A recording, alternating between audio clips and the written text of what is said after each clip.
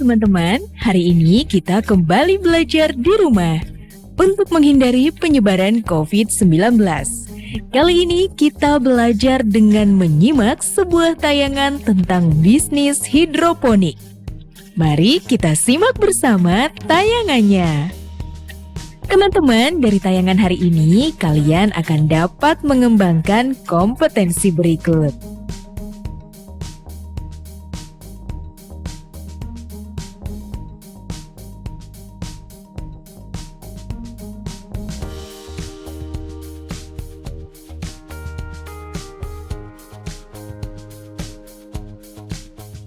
Kalau ditanya malu nggak jadi petani? Kalau saya sih enggak, karena memang saya bisa seperti sekarang ya karena orang tua saya dulu bertani menanam padi untuk bisa menyekolahkan saya.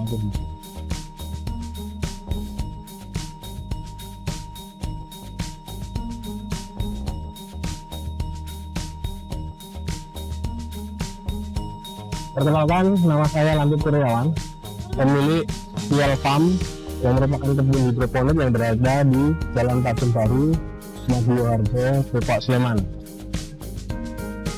Kenapa menjalankan usaha hidroponik? Karena sebenarnya latar belakang saya berasal dari desa dan merupakan anak dulu dan sekaligus petani. Jadi saya mempunyai keinginan untuk melanjutkan apa yang sudah pernah saya lakukan pada waktu masa kecil. Dan dari pengalaman yang sebelumnya, kami kan sebenarnya petani konvensional. Nah, sebagai anak muda, saya tertantang untuk mempelajari pertanian secara hidroponik. Alasan kenapa berhidroponik? Karena hidroponik ini merupakan salah satu cara untuk bertani yang terukur.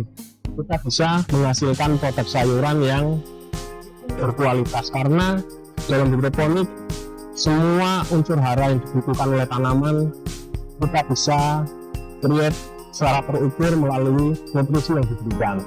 Jadi untuk sayuran yang kita hasilkan, kita bisa hasilkan baik dalam bentuknya yang sangat menarik, juga dari sisi rasa maupun dari kualitas yang lain. Itu yang merupakan kelebihan dari hidroponik. Dalam hidroponik awalnya pasti kita tidak semulus yang kita bayangkan, karena tantangan-tantangan yang ada antara lain, walaupun kita menanam secara hidroponik, tapi kita harus realistis bahwa ketika tanaman itu memang cocoknya untuk di dataran rendah, ya kita menanam tanaman yang memang cocok untuk di dataran rendah. Jadi kita tidak pernah memaksakan genetika tanaman itu untuk ditanam walaupun secara hidroponik. Nah, itu tantangan tersendiri. Selanjutnya tantangannya yang lain adalah dengan hidroponik ini sebagian material yang kita gunakan masih impor. Salah satunya media tanam seperti rockwool juga masih impor. Jadi ketergantungan bahan ini kadang ada kekurangan supply untuk beberapa bahan yang kita perlukan. Nah, atas keadaan yang seperti itu, di perjalanan waktu saya berhidroponik juga akhirnya bisa berinovasi untuk mengurangi ketergantungan impor. Salah satunya adalah saya berhasil untuk membuat peralatan hidroponik yang berupa bulu yang seperti Bapak Ibu sekalian lihat. Ini merupakan bulu lokal produksi saya sendiri. Ini kita harapkan bisa menghasilkan produk hidroponik yang buatan lokal dengan harga yang terjangkau dan tidak tergantung dengan kebutuhan impor. Secara kualitas produk kami tidak kalah dengan produk impor karena kita produksi dari bahan yang menggunakan material dan anti UV dan memiliki ketahanan untuk 7 tahun. Di Piel Farm di Jogja ini yang saya budidayakan berupa sayuran jenis selada, antara lain green oak leaf, sayuran selada keriting atau broccoli, dan romaine. Karena beberapa jenis sayuran ini masih memungkinkan untuk dibudidayakan di dataran rendah dan memiliki nilai jual yang tinggi dibanding dengan sayuran yang lain. Karena kita harus realistis dengan hidroponik, salah satu kelemahannya adalah harga pokok produksi kita yang relatif lebih tinggi dibanding dengan konvensional, karena kita harus investasi dari peralatan maupun operasional cost kita yang lebih tinggi dari konvensional. Mengenai hidroponik, proses yang kita lakukan ya hampir sama dengan konvensional, artinya kita mulai menyemai, kita mulai berpindah tanam, kemudian memanen. Dalam proses tersebut kita juga tidak lupa untuk memberikan pupuk. Cuman pemberian pupuk yang kita berikan di dalam hidroponik ini kita melalui media air dan menggunakan pupuk yang secara spesifikasi adalah larut sempurna di dalam air. Kita berikan pupuk sesuai dengan kebutuhan tanaman, baik unsur-unsur yang dibutuhkan. Dari 13 unsur yang dibutuhkan tanaman, kita bisa set menggunakan pupuk yang akan kita gunakan. Jadi tanaman ini mendapatkan nutrisi atau pupuk sesuai dengan kebutuhan masing-masing tanaman.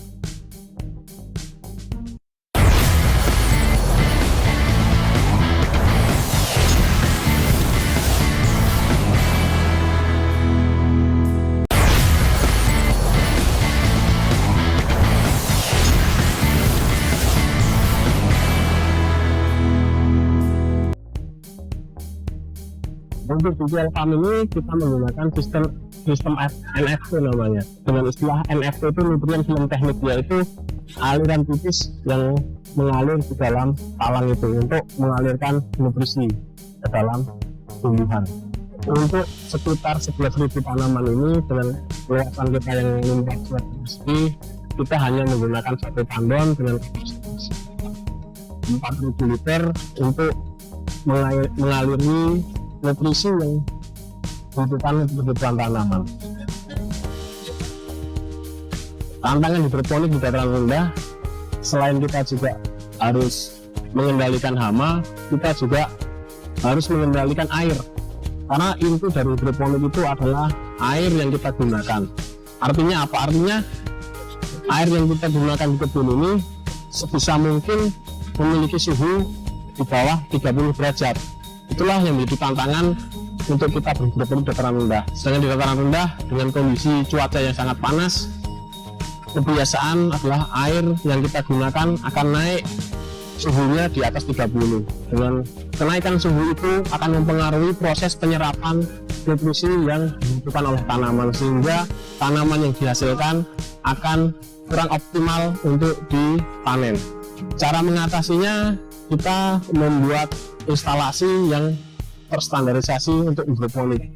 Antara lain kita lihat kemiringan dari sudut untuk instalasi sendiri karena kita pakai NFT. Selanjutnya kita juga perhatikan bahwa tandon kita tanam di tanah dan kapasitas tandon kita besarin. Selain itu, secara alamiah kita juga yang kita bisa lakukan adalah untuk memperbesar flow rate dari aliran nutrisi tersebut. Itu mungkin yang bisa kita lakukan. Selain itu juga untuk greenhouse sendiri, siang hari kita melakukan pengkabutan agar suhu greenhouse bisa terjaga dan akhirnya juga berpengaruh pada suhu nutrisi. Untuk pemasaran produk kami sendiri, untuk orang-orang yang ada di sekitar sini antara lain para pemilik usaha kuliner maupun teman-teman dari komunitas sendiri yang juga sudah mulai berbisnis hidroponik, mereka menjualkan juga produk dari kebun kami ini. Selain itu kami juga memasuk beberapa resto yang memang khusus spesialis untuk membuat salad dari sayuran. Untuk mencari pasar, karena kita sudah istilahnya di zaman online, yang kami lakukan adalah membuat campaign atau iklan melalui media online. Kita membuat landing page dari Facebook dan juga akun Instagram. Dari situ kita informasikan keberadaan kami mengenai produk-produk yang kita hasilkan, sehingga masyarakat di sekitar menjadi tahu bahwa oh ternyata di daerah Kajen, di daerah Sleman ada kebun hidroponik yang memproduksi sayuran. Karena jujur saja ini sebenarnya kalau untuk kebun produksi masih relatif kecil karena hanya 500 meter persegi. Permintaan pasar untuk sayur hidroponik sebenarnya sudah lumayan banyak, karena dari edukasi yang sudah kita lakukan selama hampir 2 tahun ini, akhirnya beberapa customer memahami kenapa harus membeli lebih daripada sayuran konvensional. Karena yang sudah saya sebutkan tadi bahwa sayuran ini lebih berkualitas, terutama untuk daya simpan, karena daya simpan kami untuk beberapa hari ke depan jika ditreatment secara benar tetap segar. Prospek ke depan dari hidroponik bagaimanapun juga namanya kita bertani adalah menghasilkan produk berupa pangan, di mana pangan tersebut selalu dibutuhkan oleh masyarakat Indonesia. Dengan pertumbuhan jumlah penduduk yang semakin banyak dan lahan pertanian yang semakin kecil, tentunya ini adalah peluang di masa depan bahwa kita bisa menghasilkan pangan untuk mencukupi kebutuhan masyarakat di Indonesia. Motivasi saya menjalankan bisnis SMP salah satunya adalah saya tertantang untuk mempelajari sesuatu hal yang baru. Kemudian saya tertantang bagaimana di tengah keterbatasan pertanian kita bisa menghasilkan produk sayuran yang juga bisa berkualitas dan memenuhi kebutuhan dari masyarakat yang ada di sekitar sini. Motivasi untuk para milenial yang ada di Indonesia, jangan pernah malu untuk menjadi petani. Walaupun saya yakin tantangan untuk menjadi petani sangat banyak, antara lain juga mengenai pengetahuan pertanian yang selalu maju dari tahun ke tahun, maupun dari harga produk pertanian yang mungkin dirasa kurang berpihak buat para petani. Selain itu juga karena anak muda ini banyak menganggap bahwa menjadi petani itu pekerjaan yang harus kotor-kotoran, tapi kita bisa memilih salah satu alternatif cara bertani, yaitu dengan hidroponik. Hidroponik ini kita menanam tanpa harus kotor-kotoran, kita tanpa mencangkul, tapi kita yang harus kita perhatikan adalah dasar-dasar hidroponik itu harus kita kuasai gitu. Terutama mengenai ilmu bagaimana teknis maupun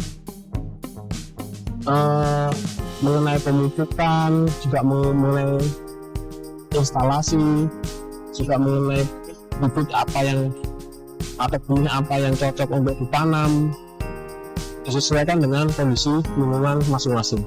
Terima kasih telah menonton video ini. Semoga apa yang saya sampaikan ini bisa memotivasi para milenial terutama untuk tetap melanjutkan pertanian di Indonesia dan pertanian Indonesia maju. Menarik ya teman-teman, bagaimana memotivasi generasi milenial yang ingin berwirausaha dan memajukan pertanian Indonesia. Bertani dengan cara modern seperti hidroponik pastilah memiliki tantangan dan biaya yang tidak sedikit. Untuk mengurangi biaya, petani ini membuat alat konvensional yang kualitasnya tidak kalah dengan alat ekspor. Sekarang jawab pertanyaan berikut. Jelaskan bagaimana cara petani hidroponik tersebut mengatasi tantangan dan memasarkan hasil pertaniannya.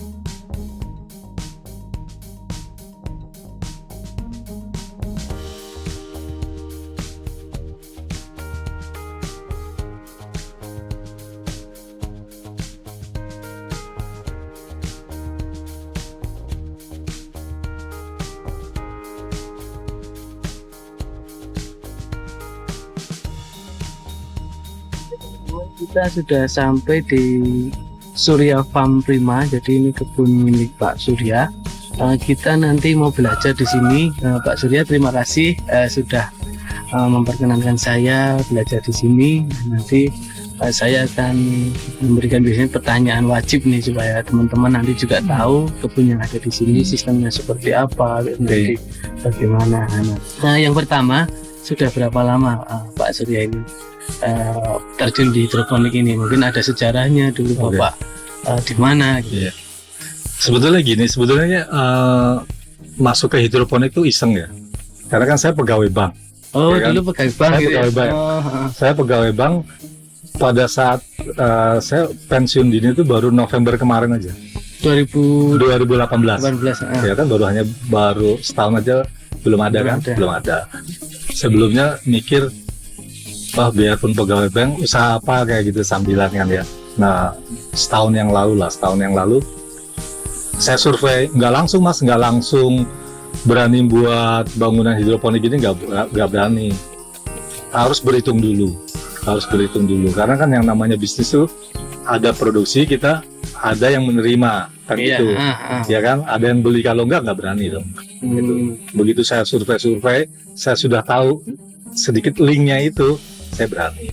Untuk totalnya yang Bapak sudah punya sekarang berapa Pak? Total kebunnya yang sudah di sini 200. yang sini yang di lokasi ini 900. Terus yang di yang kebun satunya? kedua itu di luas tanah 2000, tapi saya buat tomat itu 1000, yang sayur 500. Oh, berarti di sana ada tomat lagi Ada sayur. dan untuk sayur gitu ya. Dan itu dibuat karena memang sudah ada permintaan lagi Betul. ya. Yang Iya. mungkin jadi nggak bareng ya? Enggak. Saya kenapa berani kebun kedua itu karena saya masih ada punya pembeli yang masih membutuhkan suplai barang dari saya gitu. Makanya berani. Untuk luasan total ya yang kebun di sini 900 dengan yang di sana 1500 itu membutuhkan berapa karyawan? Saya saat ini ada 5 orang. Iya, sebetulnya kan gini, 1000 itu 2 orang cukup lah sebetulnya. Cuman kan karena di sana itu hanya baru sayur.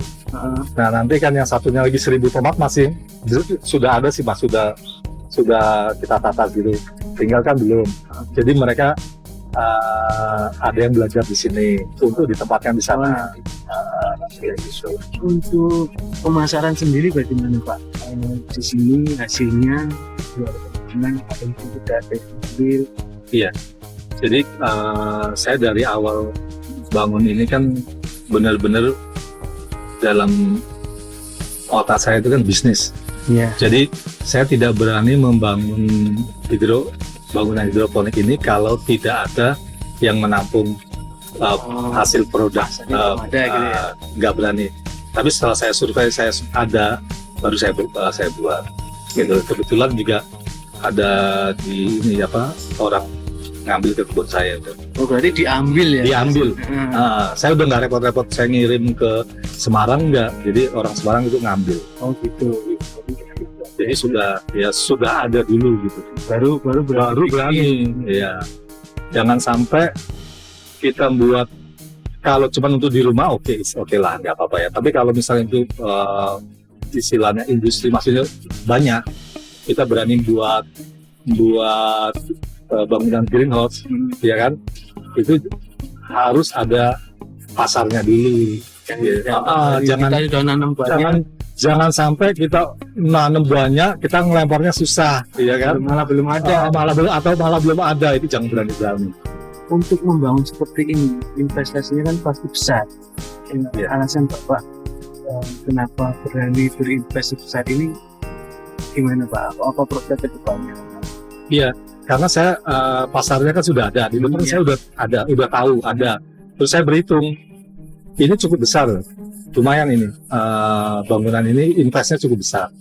Cuman dari hitungan saya sudah punya pasar, saya nanti dengan luas 900 ini menghasilkan berapa kilogram tomat kayak gitu, itu dihitung-hitung jadi dengan harga jualnya, terus operasionalnya juga gitu ya, masih gitu ya. Dan mungkin kalau Greenhouse ini memang investasinya investasi jangka panjang, Iya, jadi jangka nggak panjang. perlu ini Iya. nggak perlu. Kadang yang orang takutkan kan gini, invest memang relatif besar, tapi jangan lupa bahwa invest itu tidak habis. Mm-mm. Yang kadang kita takutin itu jadi gagal.